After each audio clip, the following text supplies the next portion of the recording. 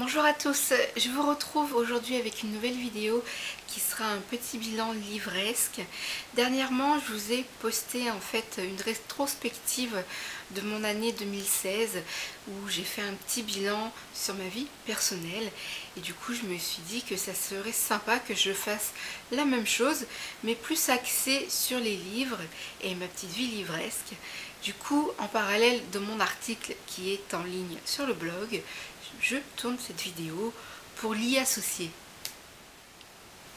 En 2016, je savais que ça allait être une année particulière au niveau des livres, du blog, de la chaîne, puisque j'allais être hospitalisée 2 fois, une qui allait durer 3 semaines et une autre qui allait durer un peu moins d'une semaine, mais qui me laisserait, je pense, très fatiguée. Et du coup ça a été le cas. C'est vrai que malgré les 3 semaines d'hospitalisation, j'ai quand même trouvé le temps de lire, trouvé le temps de chroniquer. Et puis pour la deuxième hospitalisation, je n'ai absolument pas ouvert un livre et ça a mis du temps avant que je puisse lire, retrouver l'envie de lire et puis retrouver l'envie de chroniquer, si je puis dire, sachant qu'en 2016 j'ai uniquement lu 18 titres et sur les 18 livres que j'ai lus, je n'en ai chroniqué que 4. Pourquoi ? Parce que, comme je l'ai expliqué avec les hospitalisations, j'avais l'esprit ailleurs, j'avais l'esprit occupé par plein de choses, mais pas forcément par la lecture. Et lorsque j'arrivais à me poser pour lire, soit j'arrivais à terminer le roman, soit je n'y arrivais pas. Et lorsque j'arrivais à le terminer et que je me posais pour chroniquer, j'y arrivais pas. Et je peux vous assurer que je me suis forcée à rédiger des avis. Je pouvais rester des heures devant mon ordinateur sans forcément écrire une ligne. J'y arrivais pas. Du coup, j'ai laissé tomber. Au résultat, 4 titres chroniqués seulement sur 18 lus. C'est comme ça.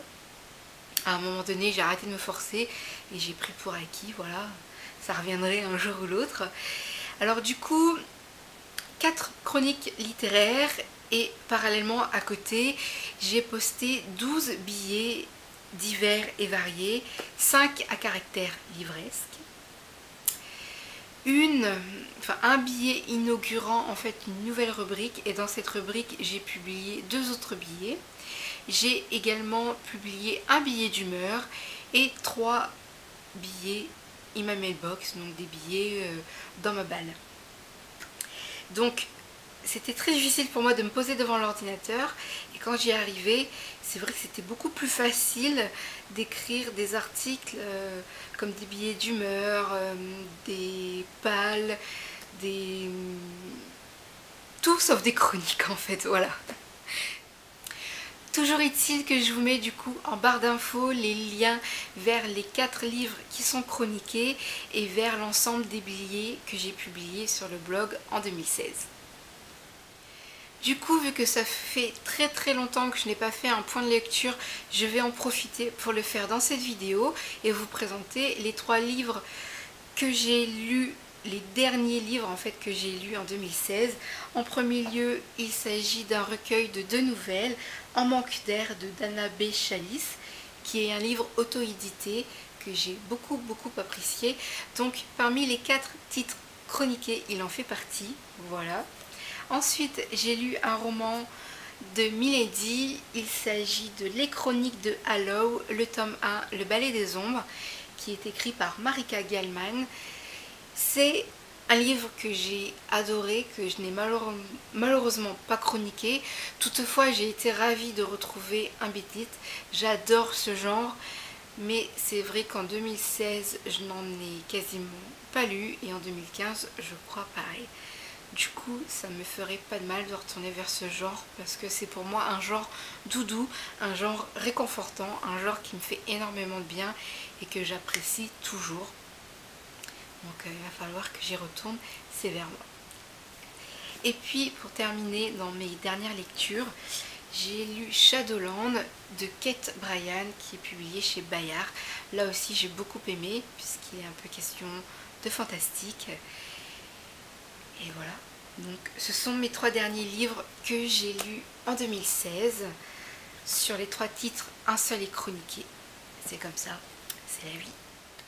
Après 2016, passons à 2017. Alors, il faut savoir que je suis incapable de prévoir longtemps ce que je vais publier sur le blog et sur la chaîne. Je préfère y aller au feeling, selon mes envies, mes humeurs du moment. Du coup, je ne peux pas prévoir à l'avance. Toutefois, je suis en mesure de vous indiquer qu'il n'y aura pas de billet Best of Bookish 2016. J'en avais publié un par rapport à l'année 2015, mais je ne vais pas renouveler l'expérience puisque je trouve que ça fera un peu redondant par rapport à cette vidéo-ci et par rapport à l'article qui est associé à cette vidéo.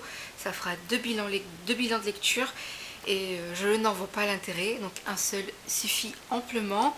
Ensuite, je suis en mesure de vous indiquer qu'il y aura un nouvel épisode de mes sagas terminées, histoire un peu de vous faire le bilan, le point sur les sagas que j'ai terminées. Et il y a de très fortes chances que je publie un bilan sur mes 12 mois post-opératoire, puisque j'arrive tout doucement au 1 an de ma sleeve. Donc il y a de fortes chances que je publie un petit bilan au sujet de cette sleeve. Sinon, vis-à-vis de 2007, eh bien, je n'ai pris aucune résolution puisque ça ne m'intéresse pas. Je trouve que les résolutions à proprement parler vont à l'encontre de mon état d'esprit actuel. Franchement, je trouve que prendre des résolutions a un côté négatif, puisque généralement les résolutions on ne les tient pas ou juste pendant une courte période et puis après on s'en fiche. Du coup, pas de résolution pour moi. Néanmoins, j'ai des objectifs et des envies sur tous les plans, que ce soit personnel, professionnel, vie de famille, vie de couple, etc. etc. Du coup, pour pouvoir garder un œil sur mes objectifs et mes envies, je me suis préparé des petites choses dans mon bullet journal, notamment une bucket list 2017 ainsi qu'une bucket list blog pour 2017. Donc je ne sais pas si vous connaissez un peu le principe des bucket lists. Ça regroupe à la fois des résolutions, des objectifs et ce qu'on a envie de faire pour l'année en cours. Alors généralement on fait une bucket list pour sa vie entière, bon, les 100 choses qu'on aimerait faire avant de mourir par exemple. Du coup moi j'ai un peu transformé la petite chose. Je l'ai également pour ma vie avant de mourir, mais du coup je l'ai décliné par rapport à 2017, les choses, toutes les choses que j'ai envie de faire en 2017 sur le plan personnel, vie de famille, vie de couple, etc. Des sorties, des trucs vraiment personnels, propres à moi, des envies qui sont propres à moi. Et j'ai décliné également la chose par rapport au blog et à la chaîne, donc toutes mes idées que j'ai envie en fait de publier impérativement en 2017, soit sur le blog, soit sur la chaîne, soit en même temps, histoire d'avoir vraiment un œil sur mes objectifs et mes envies pour ne pas passer à côté. Et puis j'aime bien avoir les choses sous les yeux, sinon je les oublie. Voilà, tout simplement. N'hésitez pas à me dire en commentaire si vous connaissez un peu le principe des bucket lists, si vous en avez fait également ou si vous avez pris des résolutions. Même si moi je trouve que ça a une connotation négative, libre à vous d'en faire. Voilà, on fait ce qui nous chante. Alors, vis-à-vis de mes objectifs pour 2017, j'ai très envie de reprendre les livres que j'ai malheureusement abandonnés en 2016. Comme je vous ai expliqué précédemment, j'ai commencé des livres mais je ne les terminais pas. Alors je pense savoir pourquoi, mais toujours est-il que j'ai envie de les reprendre et de les terminer. Alors en premier lieu, Bienvenue à Night Valley, qui est publié chez Brajlon. C'est un roman dont la couverture m'a tiré et puis sa couleur, quoi. Voilà, c'est mystérieux, ça donne envie d'en savoir plus. J'ai à peine lu 33 pages que j'ai abandonné la lecture. J'avais énormément de mal à rentrer dedans et je me disais mais où je suis tombée. Ensuite, le deuxième livre que j'ai commencé et que j'ai abandonné, il s'agit de Monsieur X. Et là j'ai aucune raison. J'ai abandonné à la page 132. Donc j'avais quand même bien avancé. Je sais pas pourquoi j'ai abandonné la lecture, puisqu'en fait j'adore l'illustration, le résumé me parle bien, ça me donnait vraiment envie. Mystère. Et ensuite le troisième livre que j'ai abandonné il y a peu, en tout cas c'était en fin d'année. Il s'agit de Perry Reed, le tome 1, Drafter, toujours publié chez Brajlon. J'ai lu, laissez-moi vous dire, 4 chapitres, 54 pages, et j'ai abandonné. Alors, pourquoi j'ai abandonné ces lectures de Brajlon? Aucune idée. Peut-être parce que c'est des belles briquettes, mais c'est surtout parce que j'avais sûrement envie de d'autres choses, de lectures beaucoup plus inspirantes et pas forcément des fictions en fait, puisque je n'éprouve plus le besoin de m'évader dans des lectures dont les univers n'existent pas forcément, et du coup j'ai vraiment envie de lectures inspirantes. C'est peut-être l'une des raisons qui explique pourquoi j'ai abandonné en fait ces lectures, mais voilà, en 2017 je vais les reprendre, je vais aller au bout et je vais me forger un avis net et précis si j'aime ou si j'aime pas. Ça fait quelques semaines que j'ai vraiment envie de lectures inspirantes, de lectures qui m'aident à me sentir encore mieux dans mon corps, dans ma tête. J'ai déjà fait un gros travail, mais j'ai envie d'améliorer tout ça. J'ai envie en fait de m'élever spirituellement le plus possible. Et du coup, je n'éprouve plus forcément le besoin de m'évader dans des lectures imaginaires. Alors, je vais vous parler de mes envies livresques pour les semaines à venir et de 2017. Donc il y a tout d'abord le Miracle Morning que j'ai très envie de lire, La magie du matin qui est un peu dans la même veine, le livre de Hygge, je ne sais pas si je le prononce correctement, qui est un peu l'art de vivre à la danoise, être plus heureux, etc. J'ai également envie de lire Cessez d'être parfait, soyez vous-même, et toujours dans les développements personnels, la psychologie positive, le bien-être, etc. J'ai envie de lire J'arrête de procrastiner. Ça serait très bien, adapté à la situation, hein, histoire de reprendre le blog et la chaîne en main. J'ai envie de lire J'arrête de râler, histoire d'arrêter de râler, d'être toujours positive, même s'il y a du mieux de ce côté-là. Un ouvrage qui me fait très envie, il s'agit des 4 accords de Toltec, qui je pense va énormément me plaire, et c'est un peu dans la lignée du Miracle Morning, de la magie du matin, du livre de Hygge. C'est vraiment des lectures inspirantes, une psychologie positive pour mieux être dans sa tête, et du coup ça impactera sur le corps également. Dans la même lignée, j'ai envie de lire celui-ci, donc Et n'oublie pas d'être heureux, de Christophe André. Ma bibliothécaire m'en a dit que du bien, donc du coup je ne peux pas résister. J'achète moins, je vis mieux, et c'est parti. Je suis déjà en cours, enfin c'est une pratique que j'ai déjà mis en place dans ma vie, mais j'ai envie de perfectionner un peu la chose. Et puis un peu de méditation pour compléter le yoga que je fais au quotidien et le pilate. Je pense que ça peut que me faire du bien. Donc ce sont vraiment en fait des lectures inspirantes dont j'ai besoin en ce moment pour avancer sereinement en 2017. Et puis ça continue ce que j'ai mis en place en 2016 tout simplement. Toujours dans les lectures inspirantes, cette fois-ci des magazines que j'aime beaucoup et que je vais continuer à lire en 2017. Il y a tout d'abord Naturel, qui est vraiment axé sur tout ce qui est naturel, donc se soigner avec des plantes naturelles, médecine douce, etc. Donc c'est vraiment mon état d'esprit du moment et j'ai envie de continuer.